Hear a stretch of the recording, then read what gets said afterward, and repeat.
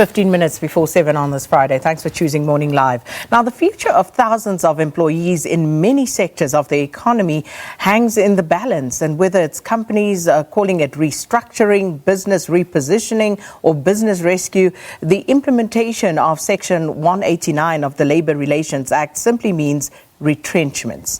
Sasol will soon begin consulting its workforce as it considers retrenchments. South African Airways in particular has already said that a new airline may only retain about 1,000 employees. And here at the South African Broadcasting Corporation, the organisation has indicated that 600 jobs are likely to be cut. So we are joined now by Economist Mike Schussler to talk to us via Skype about what is going on with regard to these retrenchments and perhaps look at what the picture forward presents. Mike, thanks so much for your time this morning. Welcome to Morning Live. Thank you very much. Now, Mike, last month, Treasury actually estimated that there could be between 3 and 7 million job losses due to the country's ailing economy. But of course, this is not a new picture. We were already talking about a recession. We were already looking at job losses before the advent of COVID-19. So are we any clearer right now about this bloodbath that we are facing? Yes, we have a fairly good idea. What we need to know, what I can say is that we know around 3.2 million people are getting temporary employment relief, the TER scheme. So we know that's not all those jobs are lost, but a large part of the job losses will come from there. So I think, the fact of the matter is it's going to be probably a third or half of those people are going to be permanently unemployed later. We also know in certain sectors where there's a lot of pain, and for example, tourism employs 1 out of every 22 people. In some provinces like the Western Cape, it's 1 in 9. And the tourism sector has been hit very, very hard. If you go and look at, there are no international arrivals virtually into South Africa in the last few months. The people that have come are South Africans coming back. So we don't have international guests in our hotels, our restaurants, and our parks and beaches and so on. That's the reality of the tourism sector. Most of those companies are small. The headline-grabbing ones are always the bigger companies. So when, for example, Sasol or Edcon, you find that those are very shocking numbers, obviously, but most firms, when they close, you don't hear anything of them. Newspapers cannot run every firm of 10 people or so as a headline. So we do know that the unemployment numbers are going to shoot up with at least 1 million, plus obviously about 600,000 new people entering the job market. So we are heading towards over 12 million people unemployed, probably more likely somewhere between 13 and 14 million, because we were already broad unemployment. We're talking about was 10.4 million before we started this. We came in with a very, very weak employment side of our economy. In fact, it's a drastic, been the highest unemployment stages in the world.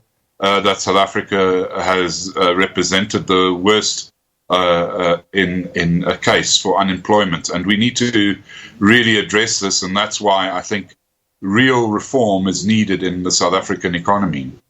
What does that mean, though, Mike, and what would it entail? The president talks about treating this post-COVID-19 situation as a post-war situation.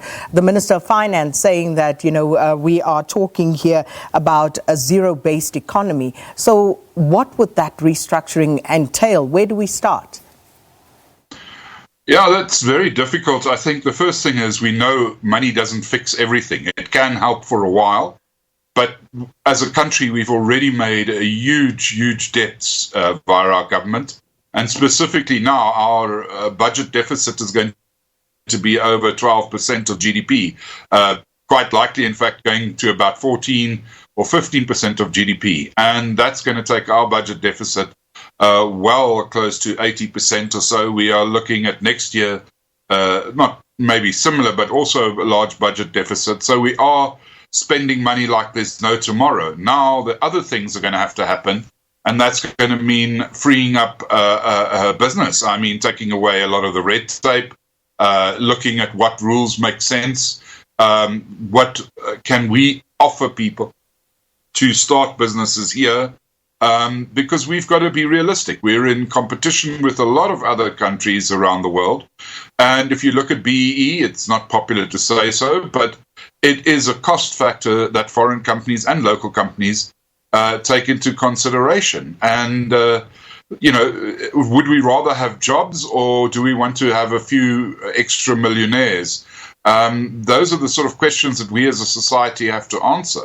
And that comes down to the fact that we need to jobs first, I think, because if you've got over 10 million people unemployed, that's huge.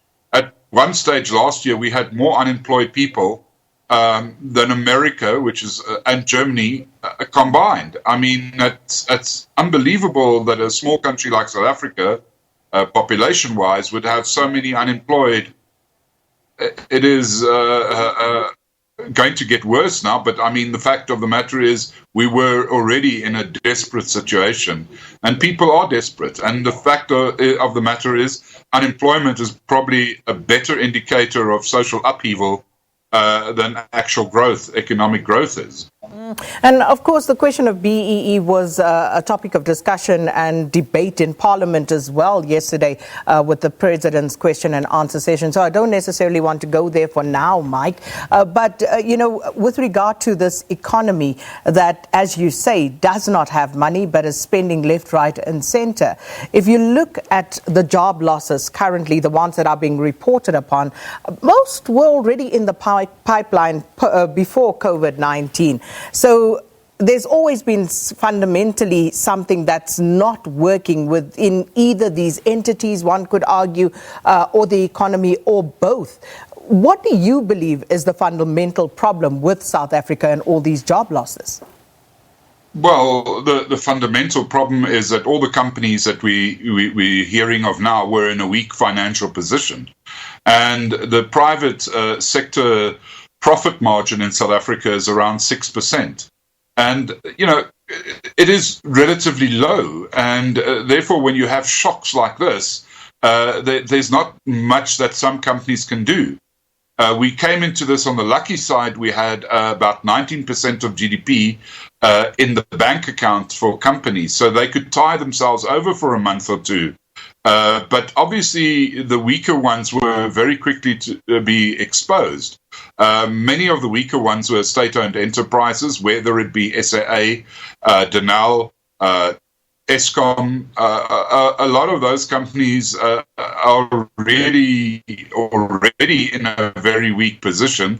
Same with the big names. We know Sasol and Edcon were in deep trouble. But now, as we move on, we're going to see other groups that were maybe not in deep trouble, say hotel groups, transporters. All those are going to come and they're going to say, well, we're now under pressure. We have to restructure. We have to look after ourselves.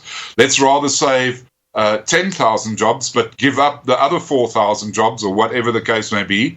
And I think a lot of companies are going through that process right now. So we won't see that always in the headlines, but I think quite a few known firms, I think, are in the process of rethinking how they manage themselves and what they must do. Because, quite frankly, it's a very difficult situation. Business must make money, and if they don't make money, they've got virtually no right to exist. So they have to restructure to that they make money again and that they grow from there. This is really the worst situation in our time. We know that the growth this year will be the worst growth that we've had since 1920.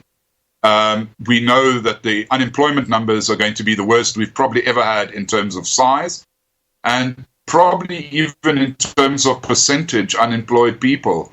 So we are in a situation similar to, or even worse than the Great Depression for South Africa. We didn't realize how weak a country economically we were until this crisis came along. And as any crisis does, it shows up all the weaknesses everywhere in the economy and everywhere in the country.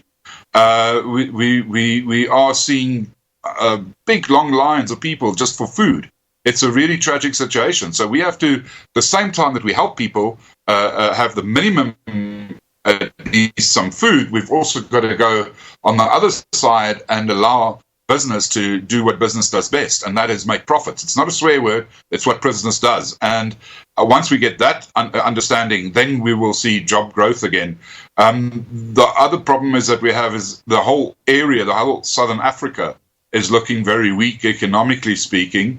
High taxation in these countries, not a big market, so people are not that interested in us. We have to market ourselves better. We're a long way away from big markets, so to export is a bit more difficult for us.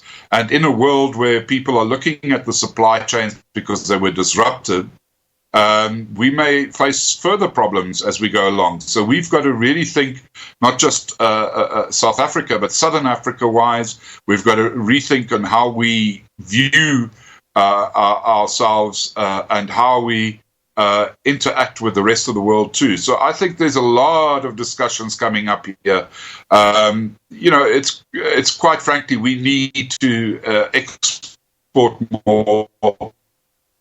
And we need to find areas where we can help ourselves and our neighbors as we go forward. Just is that there were nearly 80,000 foreign workers paid UIF payments. There's another 23 or 24,000 that still need to be paid. But that says to you that roughly 1 in 30 people in South Africa that work here come from our neighboring countries because they also have very high unemployment rates. Now, Mike, as you say, businesses exist to make profit. And of course, we know and we understand, and I'm sure the president does too, that businesses don't exist to be philanthropic as and of itself. But the president yesterday during that parliamentary debate also again appealing to businesses to be considerate. Let's take the case of Edcon, for example. Despite the 2.7 billion rand recapitalization, it seems that the company is right back to square one with the entire staff complement of 22,000 employees issued with retrenchment notices. What's happened there? Well, I think it's, I don't know Edcon as a company analyst, but what I can say is that they weren't making much of a profit, even with the money put in. So what they saw customers not coming in after the first COVID cases. People got scared. Then they had the lockdown and people couldn't buy things from them. I don't think any company wants to get rid of its staff just like that. I think, generally speaking, I think they would love to save as many jobs as possible. And I think they're in business rescue. You don't do this. That's not the policy of any company. It's not the reason you exist either. You want to make profits, you want to expand, you want to grow. And at this moment in time, I think it's a very dire situation. People were just not spending. If we look at, for example, on the BankServe data that we have, we saw credit card and card spend and cash withdrawals down 50% during April. If you're in a weak position, that exposes you. It was still down in May. Clothing retailers reported weak sales in March already.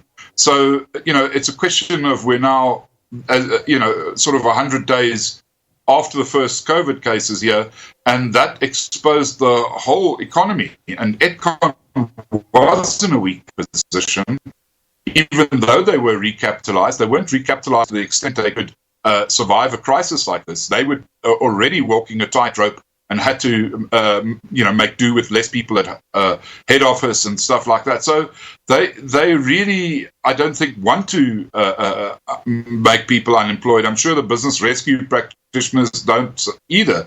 They're looking to sell that because I think there are parts of Edcon that are really good businesses. But in this situation where you've got a lockdown, a virus, and fear, the consumer demand is gone. I mean, and it's gone completely in some sectors. That's why I say something like tourism, it's going to be harsh on that sector. And even the strongest companies are going to face tough times coming through this. And if you don't have money, there's nothing you can do. You have to go through the process of retrenchment notices, but you're not doing that because you want to do it. You're doing it because you have to do it. Just a final question, Mike. Finance Minister Tito Mboweni is expected to deliver a special adjustment budget on Wednesday next week. Where do you think he should begin with that? I think he's going to have to first tell us how the modelling and everything is showing what he thinks and what Treasury's information is. And I think they're going to have to certainly look at where they're going to get some of the funds from.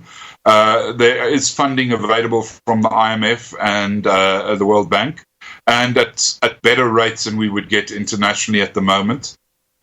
So that's what he's going to have to look for, the money first. The second thing is he's not in control of the whole economy. He needs his other ministers and colleagues to also step up to the plate, and the municipalities. We all need to look at what red tape makes sense, what red tape doesn't make sense, and we need to go for growth. This is an all-out situation. I mean, I'm with the president that we are in a sort of post-war situation. I mean, there's not been a war, perhaps, but it's been a devastating impact on the economy. You'd need to walk through any mall and see what shops are open and closed. And that gives you a very fair idea as to the impact of this whole process. And it's not money, it's people. And we've got to understand that for our president and for our finance minister and for the rest of our government, that they need to put people first. Jobs of people have to come first. We could not afford this lockdown, this disease. We weren't in a very good position to start off as a country. We already, as you said in your intro, were in a recession. We had 2 quarters of negative growth. The first quarter is also going to be negative. The second quarter, where we're in now, is going to be devastating. But just to end on a bit of good news, it is going to be quite a bounce back, I think, in the third quarter. We won't bounce back quite to where we were before, but I think things will look up, hopefully, from there. But we have to, this is sort of the last chance saloon for South Africa. We see exactly what the governor of the Reserve Bank also says. We don't want an Argentina situation where we owe the world so much money that we cannot pay it back, and therefore cannot really function as an economy. So I think we all know that we're in a very tough environment. This is not the time for slogans. This is the time to get the country to growth. Mike Schussler, thanks so much for your time. Mike Schussler is an economist discussing the job losses in South Africa at the moment. Well, we're well into news time. Leanne, it's over to you.